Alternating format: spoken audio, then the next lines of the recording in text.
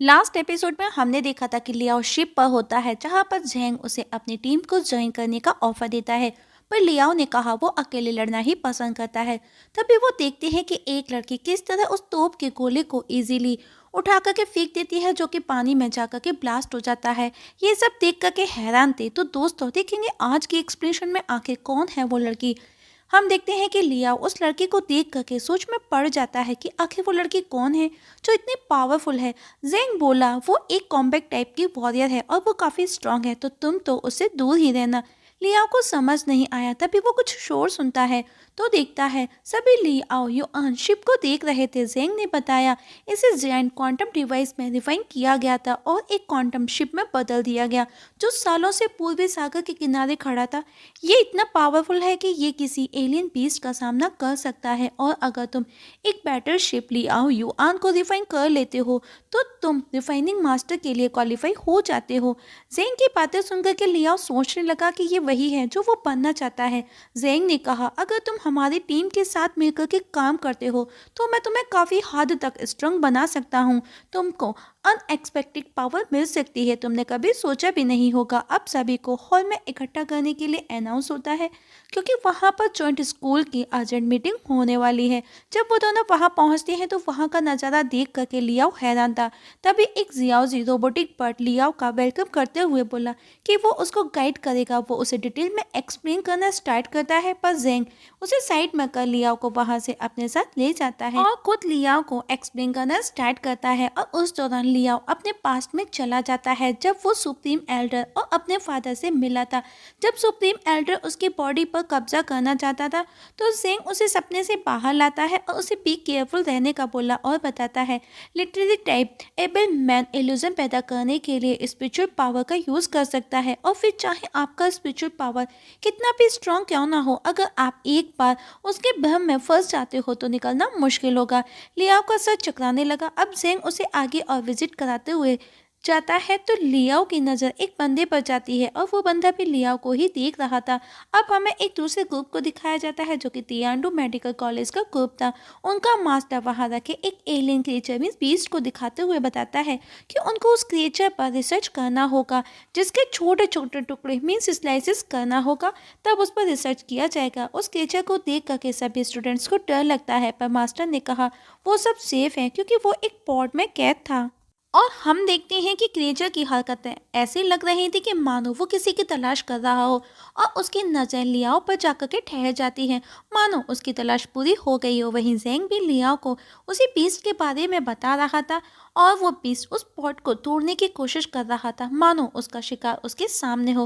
वहीं जेंग की बातें सुनकर के लियाओ ने कहा हम दोनों के थॉट्स बिल्कुल ऑपोजिट हैं तो हम एक साथ काम नहीं कर सकते, और जेंग को वहीं छोड़ करके अकेला आगे बढ़ जाता है और उसे एक होर्डिंग नजर आई जिस पर लिखा था ग्रेट वाइल्डरनेस वॉर अकेडमी, जो कि फेंग हेई का alma mater great wilderness war academy थी। तभी वहीं पर वही रोबोटिक वर्ड लियाओ के पास आकर के वापस से उसका एग्जीबिशन हॉल में वेलकम करती है, जिस पर रोबोट ने बताया ये ग्रेट वाइल्डरनेस और अकेडमी मार्शल आर्ट्स डिपार्टमेंट है और यहाँ पर सभी को मार्शल आर्ट सिखाया जाता है, जिसके बाद में आप इतने स्ट्रांग बन जाते हैं कि आप किसी से भी लड़ने के काबिल हो सकते हैं।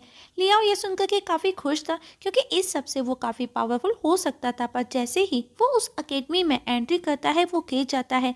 वो खड़े होने की कोशिश करता है पर वो नहीं हो पाता, मानो कि उसके ऊपर कोई प्रेशर हो या फिर ग्रेविटी उसे खींच रही हो, और अचानक से वो एक तरफ खींचने लगा और दीवार पर जाकर के स्टक हो जाता है। तभी उसे कुछ आवाज़ सुनाई दी। उसने देखा वहाँ पर वही शिप वाली लड़की बैठी थी जो किसी से कुछ बोल रही थी कि यहाँ कोई भी ऐसा नहीं जो ठीक से ट्रेन हो, सभी टॉय बॉय हैं। हमारा ग्रेट वाइल्डरनेस वॉर अकेडमी में हमारे और लोगों को भर्ती करना होगा। यहाँ कुछ तो ऐसे टॉय भी हैं कि वो एक छींक से ही डर जाए, और मुझे लगता है कि ऐसे लोग यूजलेस होते हैं। और हम देखते हैं कि वो भी इस समय लियाओ को देख रही थी, मतलब कि उसे लियाओ के बारे में सब पता था जो इस समय दीवार पर लड़का था, और वो सब लियाओ का खींचना वॉल पर हैंग होना वही लड़की कर रही थी। वो उसे नीचे उतारती है पर अब भी लियाओ उसी के कंट्रोल में था, वो हिल भी नहीं पाता। लियाओ ने कहा आखिर तुम ये सब क्यों कर रही हो, तुम चाहती क्या हो, पर वो लड़की लियाओ को यहाँ वहाँ टच करते हुए उसे चेक करती है और खुद का नाम डिंग लिंग टोंग बताती है और बोलती है तुम मुझे जियाओलिंग कह सकते हो या फिर मेरा मेरा निकनेम डिगलिंग डेंगलोंग कह सकते हो। और बोली, अगर इससे भी 5 गुना ज़्यादा ग्रेविटी तुम्हारे पर प्रेशर डाल दी तो भी तुम्हारी बॉडी का कुछ नहीं होता। तुम्हारी हेल्थ वाकई गुड कंडीशन में है। और उसे अपने मार्शल आर्ट अकेडमी ज्वाइन करने का ऑफर देती है। पर लियाओ कुछ बोल नहीं पाता क्योंकि वो अभी भी उसी के कंट्रोल में था। और जल्दी ही लिंग डोंग को भी रियलाइज हुआ कि उसने अपने कंट्रोल में अभी तक रखा हुआ है। वो उसे फौरन फ्री कर पूछती है कि क्या वो उनकी अकेडमी ज्वाइन करेगा, और अगर तुम चाहो तो तुम पहले से कहीं ज़्यादा स्ट्रांग बन सकते हो। लियाओ गुस्से में था तो वो उस पर हमला करने लगता है, उसे मारने लगता है। पर वो लड़की अपने सिंगल फिंगर से ही उसे रोक देती है और बताती है कि वो ग्रेट वेल्डनेस एकेडमी की स्टूडेंट है, और अगर तुम भी मेरे जैसे बनना चाहते हो तो हमारी एकेडमी में तुम्हारा वेलकम है, तुम कभी ज्वाइन कर सकते हो। लियाओ भी उसकी बातें सुनने के बाद उस पर हंसते हुए बोला उसे उसकी एकेडमी में या फिर मार्शल आर्ट में कोई इंटरेस्ट नहीं है, और बोला वो एक शिल्पकार मीन्स एबेमैन बनना चाहता है। पर लिंग डोंग ने कहा, मुझे पता है हर किसी के पास में अलग अलग अपनी अपनी एबिलिटी होती है, तुम्हारे पास भी एक स्पेशल एबिलिटी है, पर मार्शल आर्ट उनमें से नहीं जिसे इजीली सीखा जा सके। इसे एक रियल वॉरियर ही सीख सकता है। पर लिया को अभी भी कोई इंटरेस्ट नहीं था। लिंग डोंग ने कहा, तुम्हारा जन्म ही हमारे अकेडमी के लिए हुआ है। पर लियाओ बिना कोई रेस्पॉन्स दिए वहाँ से चला जाता है। तब लिंग डोंग को याद आया कि उसने तो उससे उसका नाम तक नहीं पूछा। अब हमें दूर से डिपार्टमेंट में दिखाया जाता है जो कि deep sea university refining department था, जहाँ पर लियाओ जब उस डिपार्टमेंट में एंटर करता है तो वो बहुत खुश था क्योंकि वो हमेशा ऐसी जगह जाना चाहता था और आज उसका सपना पूरा हो गया था। तभी लियाओ की नज़र जियाओ जुई पर गई। लियाओ उसके पास जाकर के उससे बात करता है। दोनों बातें कर ही रहे होते तो बातों में पता चलता है कि जियाओ जुई वहाँ पर किसी से मिलने आई है। तभी वहाँ पर एक ओल्ड मैन आकर के जियाओ जुई से बात करने लगता है और वो उसे अच्छे से जानता है। तो ओल्ड मैन ने पूछा, क्या तुम भी उस कंपटीशन में पार्टिसिपेट करने वाले हो? जियाओ जुई ने कहा, हाँ। और हम देखते हैं कि लियाओ भी उस ओल्ड मैन को अच्छे से पहचानता है जो कि उस डीप सी यूनिवर्सिटी के प्रोफेसर जी टियांग जी थे।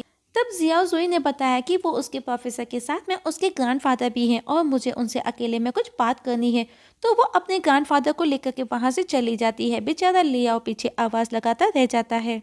अब ग्रैंडफादर अकेले में जियाओ जुई को पूछते हैं कि क्या वो सिर्फ गेम में पार्टिसिपेट करने के लिए आई है या फिर उससे मिलने के लिए। जियाओ जुई बोली, deep sea university refining department में सबसे ज़्यादा फेमस और पावरफुल यूनिवर्सिटी है, इसीलिए मुझे भी इस गेम में पार्टिसिपेट करना होगा। और एक क्यूब दिखाते हुए बोली जो कि गोंगलिंग वाला क्यूब था, ये ग्रैंड माँ ने आपके लिए छोड़ा था, जो आपको हैंड ओवर करने का कहा था, जिसे मैं आपको देने के लिए आई हूँ। प्रोफेसर बोले, हम तीनों एक दूसरे को सैकड़ों साल से जानते हैं और मैंने कभी नहीं सोचा था कि मैं इस तरह अकेला रह जाऊंगा और तुम्हारी ग्रैंड माँ मुझे इस तरह छोड़ करके चली जाएगी। और जब प्रोफेसर उस क्यूब को ओपन करते हैं तो पूछते हैं कि क्या तुमने इसको रिपेयर कराया था? जियाओ जुई भी बता देती है कि उसने अपने क्लासमेट से उसे रिपेयर कराया था। यह सुनकर के प्रोफेसर ने कहा, इनक्रेडिबल, जिसने इसे रिपेयर किया वो काफ़ी टैलेंटेड होगा क्योंकि वो गोंगलिंग आज भी नया लग रहा था। क्या तुम मुझे बताओगे वो कौन था जिसने इसे रिपेयर किया? जियाओ जुई लियाओ का बताती है। प्रोफेसर उससे मिलने जाता है तो वो उसे रोक देती है, ये कहकर कि वो सिर्फ पैसों के लिए ही काम करता है और इसे रिपेयर करने के बदले भी उसने ढेर सारा पैसा लिया था। लेकिन प्रोफेसर ने कहा, इसमें कोई बड़ी बात नहीं है, पर वो लड़का काफ़ी टैलेंटेड और स्किल है, मुझे उससे मिलना होगा, जिसके लिए मुझे उसका टेस्ट लेना होगा। और लियाओ के पास पहुंच जाता है और गोंगलिंग को दिखाते हुए पूछा, मेरी ग्रैंड डॉटर ने बताया कि तुमने इसे रिपेयर किया, क्या ये सच है? क्या तुमने ही इसे रिपेयर किया? जिस पर लियाओ ने कहा कि वो खाली समय में अक्सर यही सब काम करता है। प्रोफेसर उसे अकेडमी ज्वाइन करने का ऑफर देते हैं। लियाओ भी रेडी हो जाता है क्योंकि लियाओ एक एबलमैन बनना चाहता था। उसने कहा वो अपने गोल को पूरा करने के लिए अपना बेस्ट से बेस्ट देगा। ये सुनकर के प्रोफेसर काफ़ी खुश हो जाता है और इसके साथ में हमारी आज की एक्सप्लेनेशंस खत्म हो जाती है। तो दोस्तों देखेंगे नेक्स्ट एपिसोड में आखिर ऐसा क्या है मार्शल आर्ट में कि वो लड़की लिंग डोंग लियाओ के पीछे पड़ी थी और आखिर डीप सी ब्लू यूनिवर्सिटी में ऐसा क्या राज छिपा है जिसके पीछे लियाओ पड़ा है। इसका पता हमें नेक्स्ट एक्सप्लेनेशन में लगेगा। तब तक के लिए नमस्कार।